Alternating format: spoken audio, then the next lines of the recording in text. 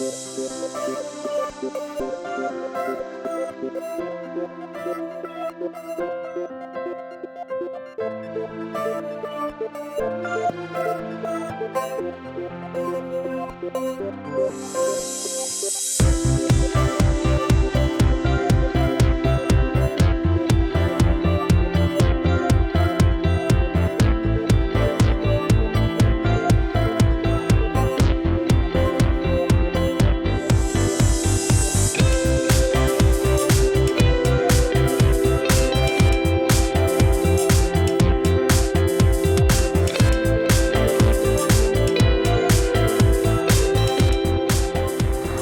it's Mark Groombridge again. I'm at the Three Bridges Balfour Beatty Rail Plant Control Centre.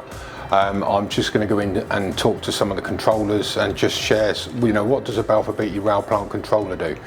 So let's go and have a chat to the team in their control room. I'm with Susie Goss, who's a lead controller, and you're also a safety leader. Yep, that is right. So do you like working in the control room? I thoroughly enjoy it. I love the fact that there's different things, different days. You're helping people live. You can have live issues out on the railway and you're actually able to give support, liaise with Network Rail and actually solve problems. You don't know what is going to come at you, from something really straightforward as a different path, or to move something, or a machine failure and you've got to get it saved, or even down to derailment. It's a very varied and very interesting job. And do you deal with accidents when they happen? Do people report them into the control room? Yep, that's right. So everywhere in rail plant, any accidents, they'll come into us.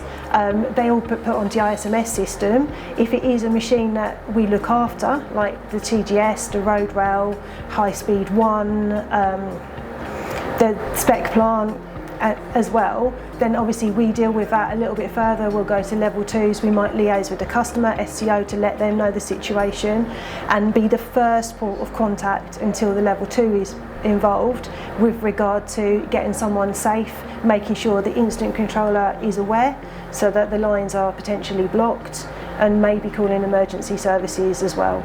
And does that put you under pressure? Do you feel under pressure in that environment? In a way, yes, and I think every controller deals with it in different ways. I see it for myself as a rewarding challenge, because the people out on track are in that environment, so by staying calm and helping them, they feel someone cares and that you're helping to get them the best possible help in their situation. My name is Karen Heffer. I am a night controller at Balfour Beatty Rail Plant Control Centre. How long have you been with Balfour Beatty? I've actually been with them for about 5.5 years. I did have a little bit of a break, but I'm back fully fledged for about 3.5 years now. And you normally work nights? I do. I work permanent nights. So what's the most challenging things that you get of a night shift? Oh, we've been through quite a few bits and pieces. Mostly on a night-to-night basis. It's just making sure all the machines go out on time. We have got a very good relationship with Wessex, Anglia and Sussex control, where actually we can actually see the Sussex control from the tailgate sidings here. We have to talk to them. We have a big SEO 24/7 department up in Milton Keynes, and of course we have to make sure that the care and well-being of our operators, drivers and all of our machines is well and taken care of. So anything can happen. If it's a good night, all the work gets done. Nobody does any damage to the tracks, the infrastructure or anything, and we all get back safe and sound back to our depots. My name is Emilia Sprostranova. I am an apprentice project manager working for Balfour Beatty in the plant. I knew uni was never something I wanted to do, but as an apprentice I get to work with a college and get a degree at the same time as working and getting all the experience. And have you got a good network of people that help you? Yes, I have a tutor who messages me every week to see if I need help, and he always says, do you want a meeting to put in, just to go over a few of the topics, but they're really good. And you don't feel like you're left on your own on the course and no help? That is a lot of things that people have said to me, like, you're doing it online, do you feel like there's no like social networking? But all of the people on the course, we all speak to each other all the time, and then the tutor is in the conversation, so he puts in some feedback and stuff like that, but it's great. You enjoy the railway environment? I absolutely love railway. I mean, I get the train all the time, and you don't realise how much goes into all of it. It's just a train that takes you for half an hour to a single destination. There's so much behind it. It's actually really interesting. Okay, I'm going to talk about slips, trips and falls again. We've had another ankle injury. I won't go into the details, it wouldn't be appropriate, but a fracture to the tibia and fibula right at the bottom where it goes into the ankle joint.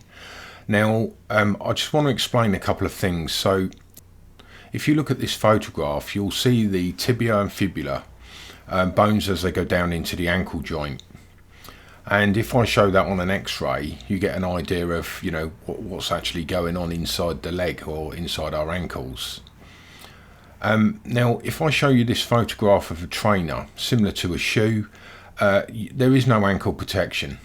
So you could put a safety boot on, and if you don't secure it properly, you might as well be wearing trainers, because there is no ankle support. So I just ask you to, certainly when you go into work yourself, making sure that you draw those laces up properly. You've got a decent fitting sock, a nice sock that gives you a secure snug fit around your ankle.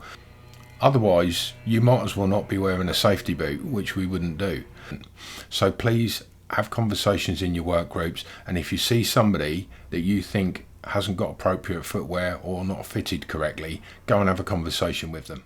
So I'm with the plant team, and we've got a problem with slips, trips and falls. What do you think the answers are? I think one of the key things is that people wear the correct footwear and it's done up properly. So maybe encourage the site access team that when you first check in, they always check that you've got the right PPE, but make sure the boots are done up properly before they're actually allowed on site, or remind them to do them up before they access a work site. Okay, yeah, that's a good one actually. So site access, checking the boots better, making sure they're fit for purpose and they're done up properly. Yeah, I think when we look at the access and egressing of machines, we've had a few issues where people have fallen off machines or potentially slipped and twisted their ankles egressing. And I think we have to look at the quality of the steps on the machines, and if we ever are invested in new plant, how we can improve that to make sure that they're safe for access and egress, and then we improve what's currently already there. I think making sure that people have got a good awareness of their situational awareness. So like before you go to work, just looking at the environment around you, looking for slips and trip hazards, making sure your boots are done up nice and tight, looking for any sort of potential trip hazards. So and just having that sort of awareness before you step off a machine.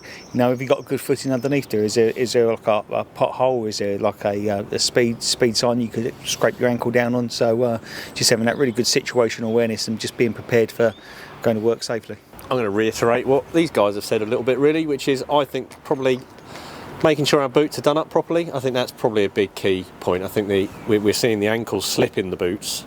This is where I think it's at.